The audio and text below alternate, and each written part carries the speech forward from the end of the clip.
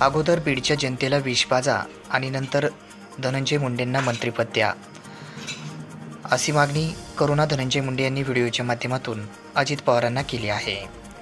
सदर मागणी आज शनिवार दिनांक 26 जुलै रोजी दुपारी 4 वाजता केली आहे।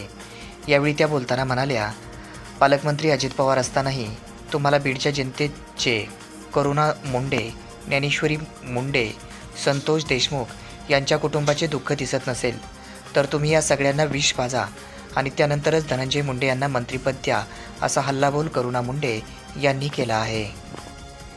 धनंजय मुंडे यांना मंत्रिपदाची चर्चा सुरू असताना अजित पवार यांनी एक बाब लक्षात ठेवली पाहिजे। अजित पवार हे लोकप्रतिनिधी आहेत। संतोष देशमुख तसेच यांच्या कुटुंबियाचे तुम्हाला दुःख दिसत नाही।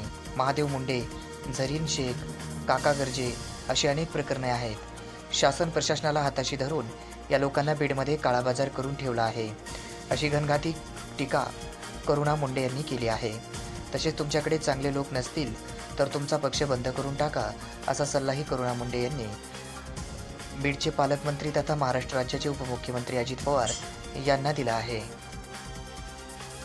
अजित दादा, तुम्ही धनंजय मुंडेला परत मंत्रिपद देण्याची गोष्ट करताय। तुम्ही एक लक्षात ठेवा, तुम्ही जनप्रतिनिधी आहे, धनंजय मुंडे प्रतिनिधी नाही जे तुम्ही फक्त त्यांचा विचार करताय। बीड जिल्ह्याचे तुम्ही पालकमंत्री आहे।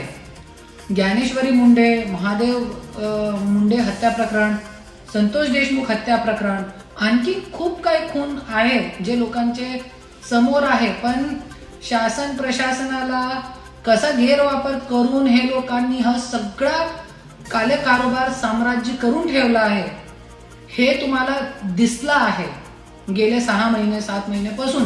तरी पण तुम्ही असे घाणेरडे व्यक्तीला तुम्ही मंत्रिपद देण्याची गोष्ट करताय। तुम्हाला इकडची जनताचे दुःख दिसत नाही। जनप्रतिनिधी असताना ज्ञानेश्वरी मुंडे, संतोष देशमुख हत्या प्रकरण, करुणा मुंडे, आमच्या मुलाबाळांची काय अवस्था करून ठेवलेली आहे त्यांनी येऊन बघा एकदा आणि नंतर तुम्ही विचार करा। आणि असे घाणेरड्या व्यक्तीला जरी तुम्ही मंत्रिपद परत देताय तो महाराष्ट्राची जनता हे सहन करणार नाही।